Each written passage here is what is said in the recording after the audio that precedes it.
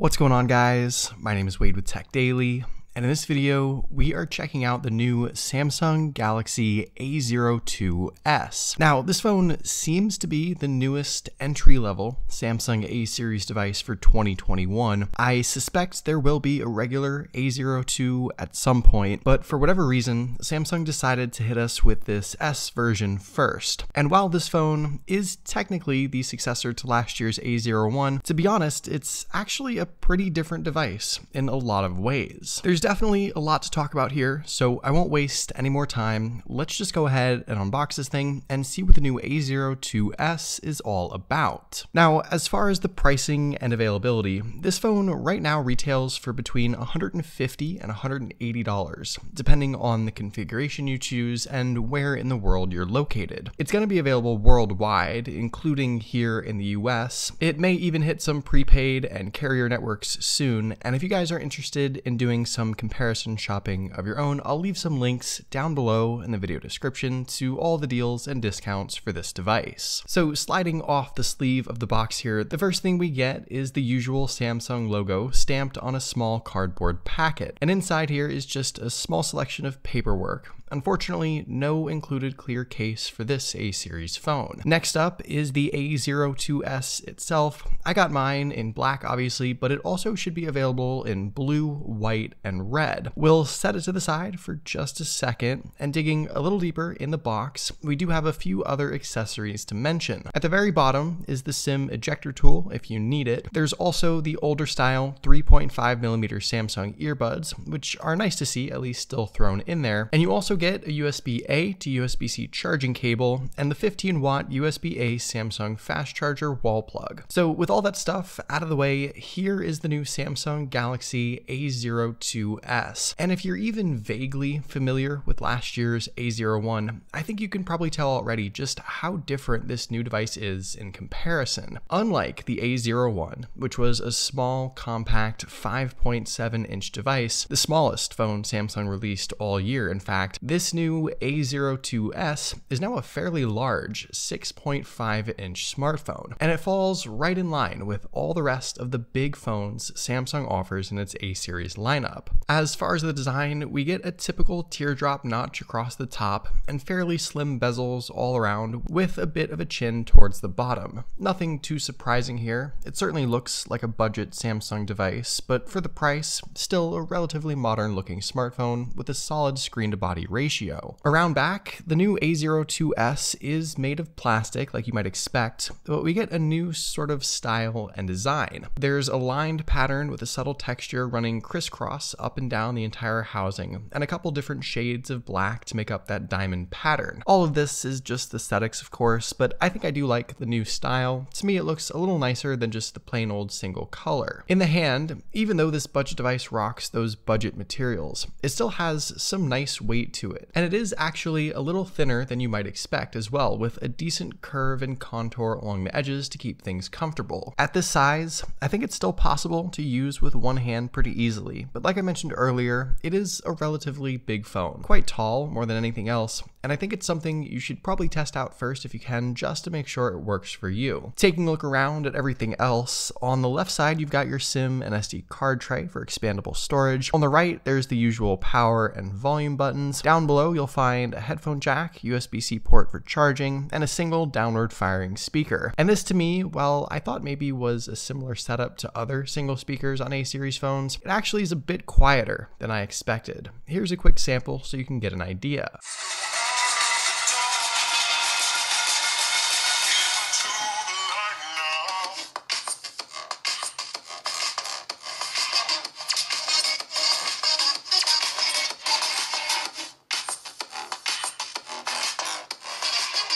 Around back, the A02s has a triple lens camera setup and flash, which I'll talk about in a second. And one thing you actually won't find on this phone at all is a fingerprint sensor. There's no power button sensor like the A12, no rear fingerprint sensor, and this to me is kind of a bummer, honestly. Now, there is still face unlock, which is actually pretty quick. I was kind of surprised by that at least, but I think the lack of any fingerprint scanner is one of the first notable negatives of this new phone. Inside, the new A02 A02s is powered by a bit better internals than the A01 from last year, though like I mentioned already, this is still very much a budget device, so you do have to keep your expectations in check. We do get the Qualcomm Snapdragon 450 processor, an Adreno 506 GPU, either 3 or 4 gigs of RAM, and either 32 or 64 gigabytes of internal storage, depending on the configuration you choose. Also crammed inside now is a 5,000 milliamp battery, and in a phone like this with these kinds of specs, that means you should easily get more than a day's use on a single charge. If you're curious, here are the Geekbench scores for this new device. Like I said, certainly a budget phone with lower end internals, but in practice, I think there's a bit more potential here than you might think, even in being Samsung's current low-end device. Now, one important thing to mention, the unlocked international version of this phone looks to be shipping with One UI Core, which as you guys know means there are a couple of Samsung features this phone does not have. But 95% of the Android 10 and One UI features, functions, and apps are still going to be here. And honestly, at least out of the box, this phone feels pretty decent, all things considered. We already have a handful of apps and personal things loaded up on here, as you can see. And I think the biggest change previous low-end A-series smartphone owners will notice is much better app management and app load times. My A02s here has 4 gigs of RAM, and while by today's standards that's not a ton, it's still twice as much as the A01. And I think it's plenty to keep this phone feeling more than usable and have those apps stay pretty current. Now, I'm looking forward to putting this phone to the test a bit further for my full review, but let me just say this. A phone like this is going to be mainly used for phone calls, text messages, light social media, and web browsing, maybe some YouTube videos too. It's definitely not a gaming device, it's not going to be a multitasking powerhouse of a phone for work or for play. It's a simple device for people who just need something inexpensive. This is still the lowest end Samsung device, like I said already, at least right now, and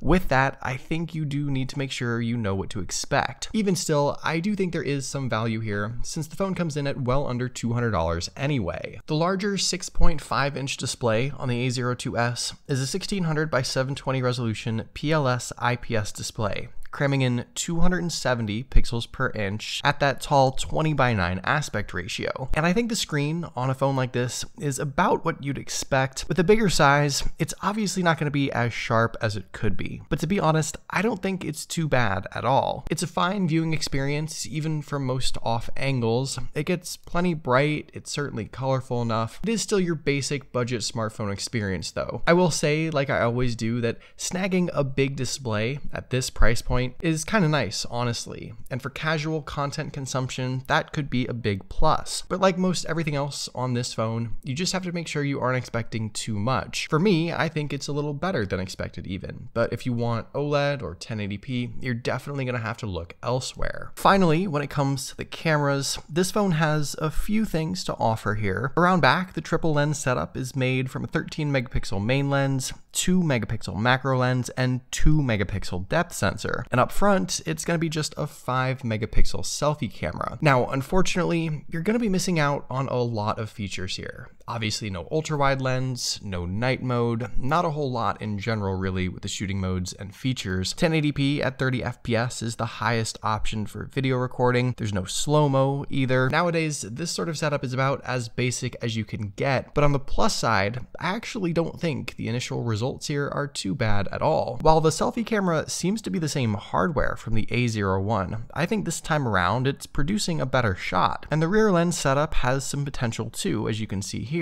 As basic as the phone is with those cameras, I don't think it's going to give you too bad of a shot, but just know that in the world of smartphone cameras now, which I think are what companies are focusing a ton of attention on, this sort of setup is about as basic as you can get in comparison. All in all, this is most certainly a basic smartphone from top to bottom. It's the lowest A-series phone out right now, the cheapest new one for 2021, at least at the moment, and with that, you do get a lot of compromises. However, for well under $200 bucks, I don't think it's a bad buy. The bigger screen might entice some people, the bump up in specs is noticeable for sure over the A01, and as simple as it all is, there's nothing wrong with the phone, at least in my opinion, except for maybe that lack of fingerprint sensor. In general, this is absolutely the phone for folks who just need something simple and inexpensive, and if you recognize that you're getting a basic device for that price point, I think you can expect to be happy with what you get here. Just remember to keep those expectations in check. So there you go, those are my initial thoughts and first impressions on the new Samsung Galaxy A02s. What do you guys think about this phone? Is this something you're considering right now? Let me know in the comments down below. I'd love to know your thoughts, of course. But hopefully you guys did enjoy this video. Be sure to follow TechDaily on Twitter and subscribe to the TechDaily YouTube channel if you haven't already, and I'll see you guys later.